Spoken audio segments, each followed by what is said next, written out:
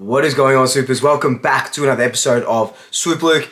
In this episode, we're going to talk about that crazy, heart attack inducing win against the Adelaide Crows. Let's get into it.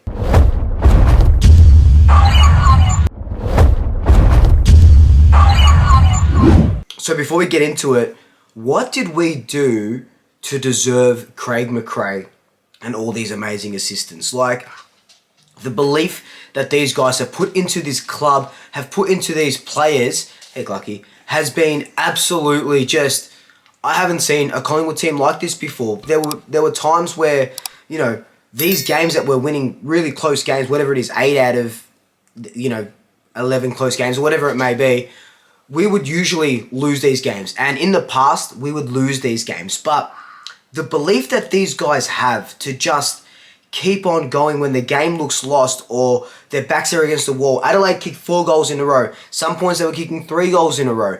And some teams would just keel over and just kind of roll on their back and let the other team, kick 4, 5, 6 goals in a row. We come back, we kick another 3. Or we kick 2, then they kick 3, and then we come back. And then just to stave off that pressure, again, I say this every single time it's a close game, so I've been saying it for a couple of weeks. This team would lose these games last year. They would lose these games earlier in the season. But again, and I would love to get him on the podcast. I'd love to get him on the YouTube channel. Jared Wade, if you're watching, or if someone from the Pies is watching this, I'd love to have a chat with him, because what he's done to this team, especially in those last sort of 5 minutes of each quarter, it's just outstanding. It's a testament to him, testament to the club to getting him in, and Craig McRae and his assistants. I don't want to heap too much praise on Craig, because I know he doesn't like it. He's said it multiple times that it's his assistants as well. And it is. The defence is working superbly. Brendan Bolton in the middle. Skipworth, Selwood and stuff like that. So we were +1 in clearances, mainly because we were +8 around the ground. But we were like -6 in centre clearances. So centre clearances are still really poor for us. I think that'll change when Brodie Grundy comes back. You know that when Grundy plays, not only is he tapping it, he turns into another midfielder as well. So that really does help our clearance work, because I think at one point he was leading our clearances. Him and Taylor Adams were leading our clearances. And that's another guy. Taylor Adams comes in. I know we only missed him this week, and our centre clearances were still bad last week. But then you've got DeGoey. You've got DeGoey, Grundy, Adams to all come back into this side. God damn, this is... They're just building a special Collingwood outfit. And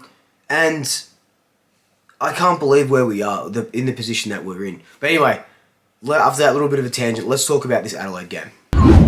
So this game was a bit of a seesawing affair. Like I alluded to before, Adelaide went on, they kicked the first 3 goals of the game, we kicked the next 4, then Adelaide would kick 3, then we would kick a couple, and then that's just how it was. It wasn't really goal for goal, it was 3 goals for 3 goals, or 2 goals for 3 goals. It was, throughout the game, and it was one of those games where I was more nervous going into the Kangaroos game, but seeing what Adelaide and the Hawthorn game last week, I knew Adelaide would sort of come out fighting.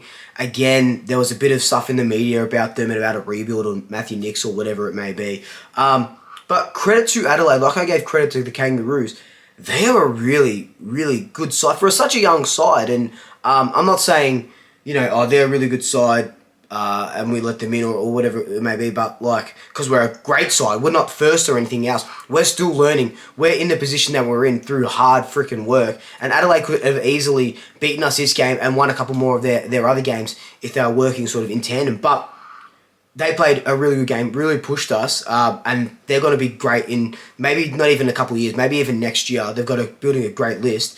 But, God, this game, it was heart-stopping. Like, a classic Collingwood, what were we up at one point? 18 or something points, 17 or 18 points in the 4th quarter.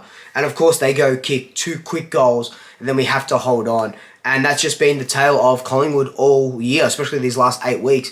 And, look, at the end of the day, percentage does matter if you're pushing for a top 4 spot, top 2 spot, right? We were supposed to be bottom 4. We were supposed to be second last. We were supposed to be last. People had us winning only a handful of games. Wooden spoon even. So to be in the position that we're in, anything after 6 wins for me was huge. I had us think finishing 13th or something like that. So what I'm trying to say is, yes, there is still a lot to improve on, because I'd love a percentage of 114, 120 or something like that. But that's not yet. We still got a young kid. We've got a great older brigade. Don't get me wrong, we're not a young team.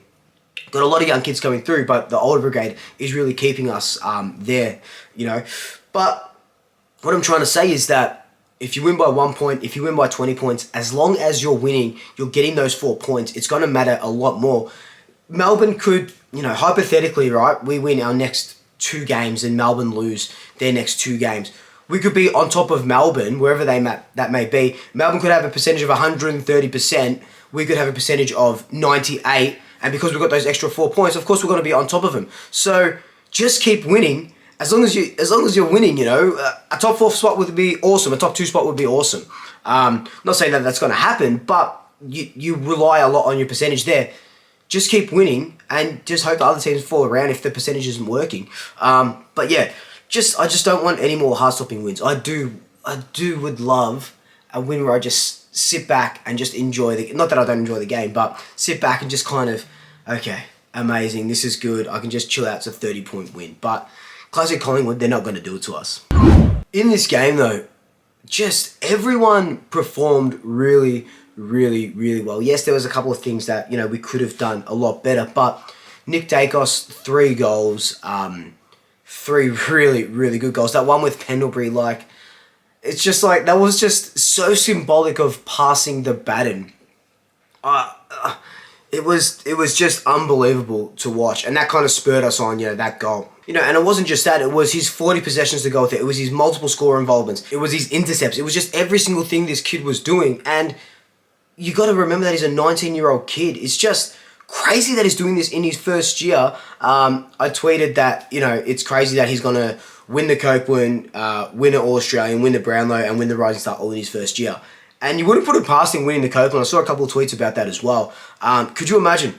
What's another first-year player that's won the club's best and fairest, or their club's best and fairest? If you know, leave them in the comments down below. I was really also impressed with Trent Bianco. I loved Trent Bianco. I loved him. As soon as we drafted him, I fell in love with him. Collingwood supporter and stuff like that. I really thought that, you know, from what he showed this year, he wasn't really going to make it. Maybe they put him out of position. Maybe he just needed a good run in the VFL, which is what he got. And he produced the goods today. Like I said, same sort of with Nick DAICOS. Bunch of score involvements, bunch of intercept possessions, 20 disposals, 6 clearances. He went at 90% disposal efficiency. Everything about him was good, and you can see that hopefully now stays in the team a little bit. Maybe not with DeGoey and Taylor Adams coming back, but hopefully he gets some consistency in AFL level, because I just want to see this kid succeed, because he could be a 200, 250 gamer for us, and I absolutely do want that. Speaking of a potential 200 gamer, no, that's, you know, far off, but Josh Carmichael. He had, what did he have? 24 kicks, no handballs. Is this 440 metres gained, 6 clearances, 8 tackles, and his debut goal? This kid is a jet. He's big-bodied. When he got drafted, Craig McRae said, yeah, you know, he can keep playing AFL level straight away, and once he's in there, he's going to stay in there. So I hope he does. Look, he is not going to break open a game like DeGoey does with 3, 4, 5 goals and 30 disposals or something.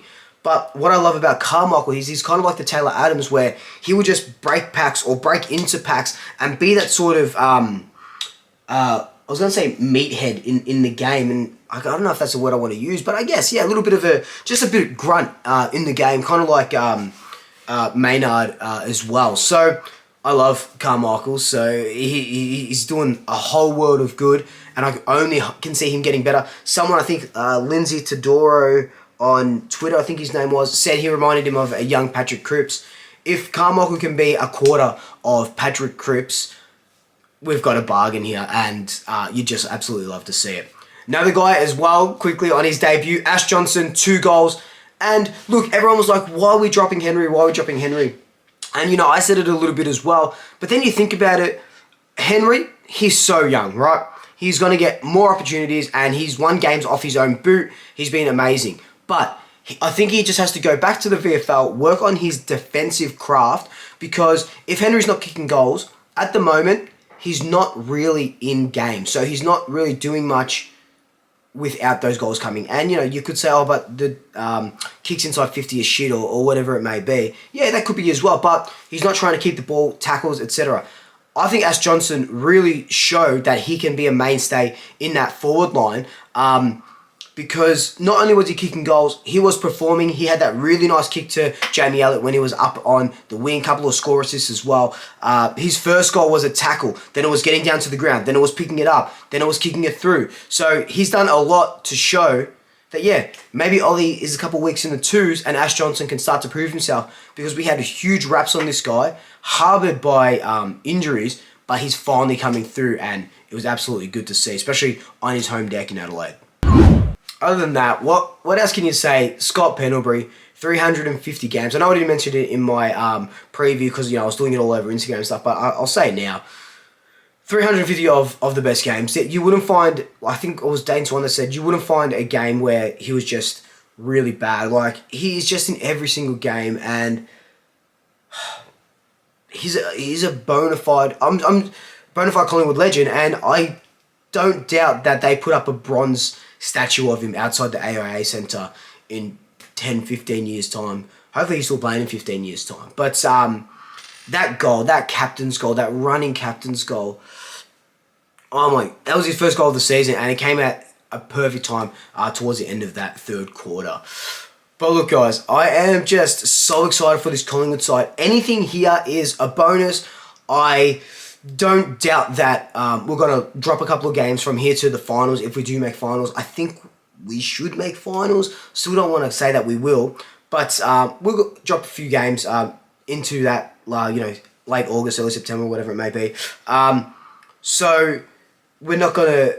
I'd love to go on a 13, 14, 15 game winning streak. I don't see it happening, but just enjoy the ride. Enjoy this Collingwood roller coaster for what it is. We're going to have some really good highs. We're going to have some terrible lows, but we are going to get better. We're improving every single week, and we're going to learn from this. We're going to learn from the Kangaroos game. We're going to learn from this Adelaide game. We might not have losses. Sometimes I say losses are good because you learn. If you're losing most of the game and then you win, you can kind of learn from losing during that game as well. So we take on Essendon next week, and next week we take on Essendon on Sunday, July 24th. That'll be my 30th.